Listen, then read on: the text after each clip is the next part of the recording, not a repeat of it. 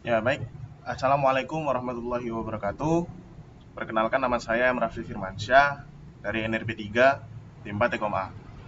Oke, pada kesempatan kali ini saya akan mendemokan eh, sinyal PWM yang nantinya dikontrol menggunakan slider ya. Sebenarnya harapannya adalah untuk eh, mengontrol dari servo. Ya, cuma nanti karena di sini saya tidak punya servo, saya akan mencoba untuk menggunakan LED dan melihatkan tingkat perbedaan dari intensitas cahaya dari LED ini berdasarkan perbedaan dari nilai PWM yang diberikan. Oke, jadi pertama di sini saya sudah membuat program Arduino-nya. Di sini saya definisikan dari pin dari LED-nya sendiri ada di pin 10. Kenapa pin 10? Ya karena pin 10 ini juga merupakan pin dari OCR1B ya. Di sini OCR1B nantinya akan saya gunakan untuk mengontrol duty cycle-nya.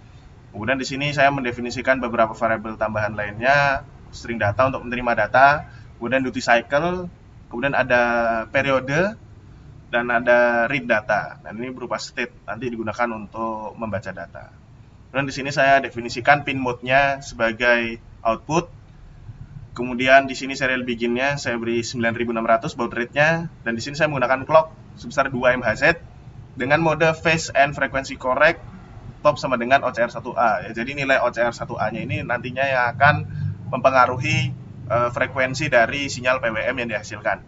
Kemudian untuk dari OC1A dan OC1B-nya di sini saya setting sebagai non inverted PWM ya. Oke, baik. Selanjutnya di sini ada dari nilai OCR1AH dan OCR1AL ya, atau sederhananya adalah nilai OCR1A ya. Nah, nilai dari OCR1A-nya ini sendiri saya ingin menggunakan frekuensi dari 50 Hz ya, karena motor servo itu rata-rata dan yang biasanya digunakan ya, yang biasanya saya gunakan yang warna biru kecil itu dia frekuensinya 50 Hz ya. Jadi di sini saya cari periodenya berapa dan 1 dibagi 50, di situ saya dapatkan periodenya adalah 20 milisecond. Jadi 20 milisecond ini saya masukkan ke dalam nilai dari OCR1AH dan OCR1AL ya. Jadi heksanya adalah 4E20 seperti itu. Ya, kemudian dari OCR1B-nya itu sendiri nanti akan didapatkan dari nilai periode yang dihasilkan dari input. Nah, untuk inputnya sendiri atau dari serial yang diterima, di sini saya menggunakan fungsi serial event. Fungsi serial event ini sendiri tidak perlu untuk dipanggil di dalam loop ataupun di dalam setup ya, karena serial event sendiri merupakan salah satu fungsi yang sudah di booking oleh dari Arduino seperti itu untuk dipanggil untuk dilakukan pengecekan gitu ya, untuk ngecek serial di situ fungsinya ya. Jadi sama seperti loop ataupun setup, jadi dia tidak perlu untuk dipanggil di dalam fungsi lainnya ya serial event ini. Jadi di sini pertama str datanya saya pastikan kosong seperti itu. Kemudian ketika ada serial available ya artinya ada serial seperti itu. Di sini saya akan membaca input karakternya ya. Jadi di sini karena serial itu hanya bisa membaca satu karakter atau satu byte seperti itu. Jadi saya akan melakukan nanti pembacanya beberapa kali. Jadi pertama di sini akan saya baca in karakternya. Kemudian jika misalnya karakternya berupa tutup kurung, ya di sini tutup kurung ini saya jadikan sebagai tail ya. Jadi jika dia berupa tutup kurung, maka nanti state read datanya ini false. Artinya datanya untuk dimasukkan ke dalam jadi di antara header dan tail ini kan ada data. Nah, data ini nanti sudah tidak dibaca lagi gitu. Jadinya ketika tail sudah terdeteksi. Kemudian duty cycle ini sama dengan str data dot to double ya, karena tadi duty cycle-nya sendiri saya menggunakan tipe data double ya. Jadi di sini untuk str datanya saya str data dot to double.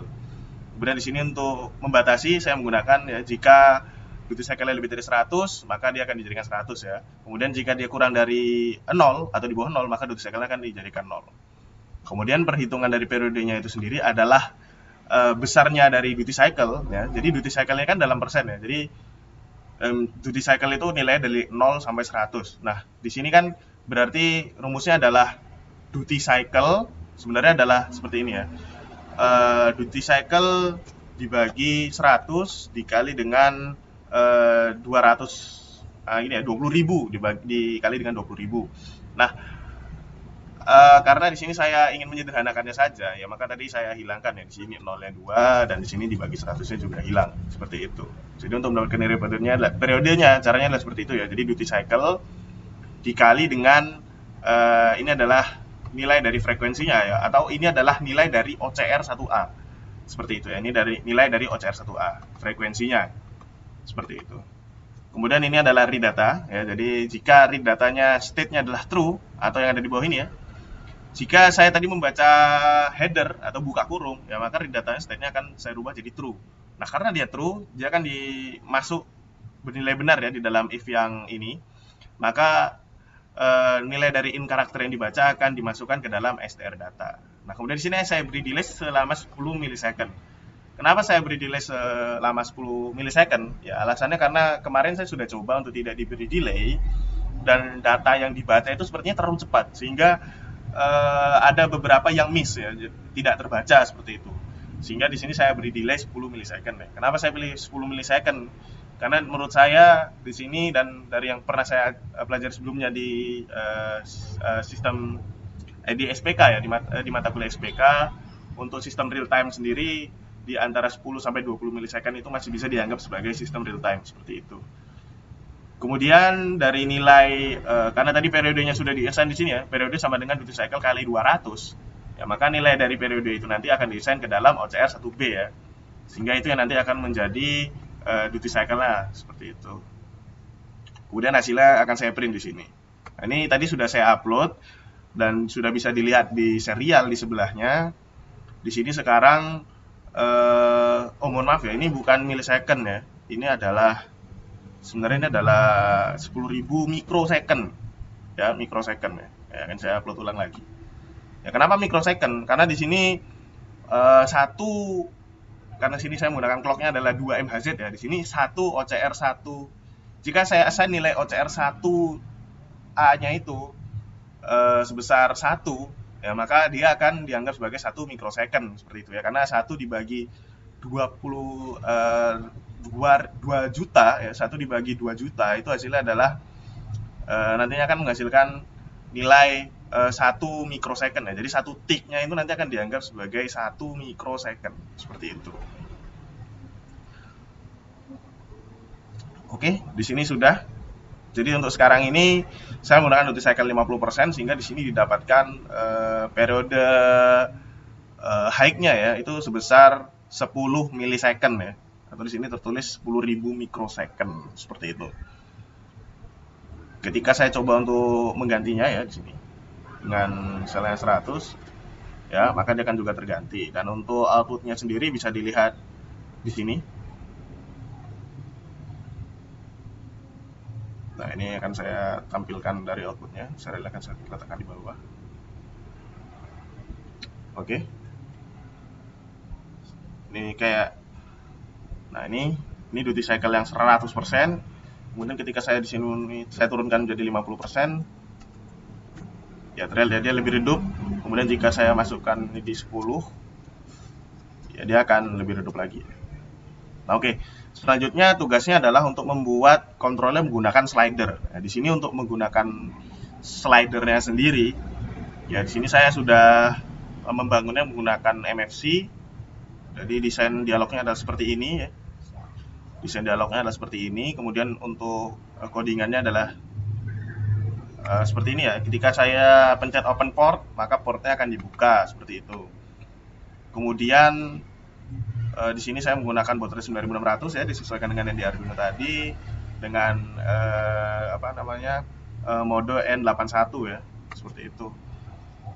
Selanjutnya di sini nanti saya akan menggunakan timer ya. Jadi timer ini gunanya adalah untuk mengirimkan data. Jadi di sini ketika nanti slidernya digeser, datanya itu baru akan dikirim setiap 100 milisecond. Kenapa 100 milisecond ya? Jadi di sini sebelumnya saya sudah mencoba nilainya ya dari ketika saya tidak menggunakan timer ya, artinya dia langsung dikirim. Nah, itu Arduino-nya tidak sempat untuk membaca datanya seperti itu ya. Karena saya lihat dari indikator lampu dari receive RX yang ada di Arduino itu mati, tidak hidup seperti itu. Saya rasa karena datanya dia terlalu cepat untuk dikirimnya sehingga dia tidak bisa membaca. Kemudian saya coba untuk angka 50 masih sama juga, kadang-kadang datanya terbaca, kadang-kadang tidak, seperti itu. Jadinya di sini ketika saya coba untuk di 100, nah ini baru datanya bisa terbaca dengan baik, dengan sempurna, seperti itu. Kemudian ini ada yang di button 3 ini adalah fungsi untuk mematikan atau menutup port, ya menutup port. Kemudian ada fungsi untuk mematikan timernya. Dan yang ini adalah fungsi ketika saya menggeser slider ya. Jadi posisi dari slidernya itu sendiri nilainya akan saya assign ke dalam m_duty ya, ke dalam m_duty. M_duty ini adalah ini ya, yang ada edit box di bawahnya slider. Kemudian untuk on timer di sini ya saya akan mengirimkan ini ya tadi ya, headernya adalah buka kurung, kemudian untuk tailnya adalah tutup kurung, dan di sini saya masukkan adalah /r/n ya, atau di sini bisa dikatakan sebagai CRLF ya. Jadi supaya setelah saya ngirim satu data nanti ada enter di situ ya, new line seperti itu. Kemudian ini ada data. Nah, datanya ini sendiri saya ambil dari nilai m_duty. Nah, seperti itu kemudian saya kirimkan. Kemudian untuk slidernya sendiri di sini nilainya sudah saya batasi ya, ada di on ini dialog. Ini saya batasi untuk range-nya dari 0 sampai 100. Kemudian untuk default atau awalnya nilainya ada di 50. Sekarang akan saya coba untuk running. Oke, saya akan coba tutup serial monitornya agar port 5 bisa diakses. Dari sini port 5 sudah saya akses, saya open. Oke. Akan saya tampilkan menggunakan kamera ya, untuk lampunya, dan ini adalah duty cycle-nya. Ya, akan saya coba geser duty cycle-nya. Ya, kelihatan lampunya meredup, dan kemudian akan mati ya ketika sampai 0. Nah, ketika saya geser lagi dia hidup lagi. Ya, kemudian tambah cerah intensitasnya. Nah, ini akan paling cerah ketika ada di posisi paling kanan ya dia. Nah, ketika duty cycle 100, ini adalah posisi dia yang paling cerah. Saya turunkan lagi. Dia bisa untuk menurunkan ya. Sebenarnya kan lebih baik lagi jika saya bisa menggunakan servo, namun sayangnya saya tidak punya servo seperti itu. Jadi saya di sini yang menggunakan LED untuk menampilkan bahwa di sini untuk program dari duty cycle-nya sudah bisa berjalan, dan untuk logika yang saya masukkan ke dalam Arduino IDE untuk dalam programnya itu juga sudah berjalan. Baik, saya rasa itu saja yang bisa saya demokan. Kurang lebihnya mohon maaf. Wassalamualaikum warahmatullahi wabarakatuh.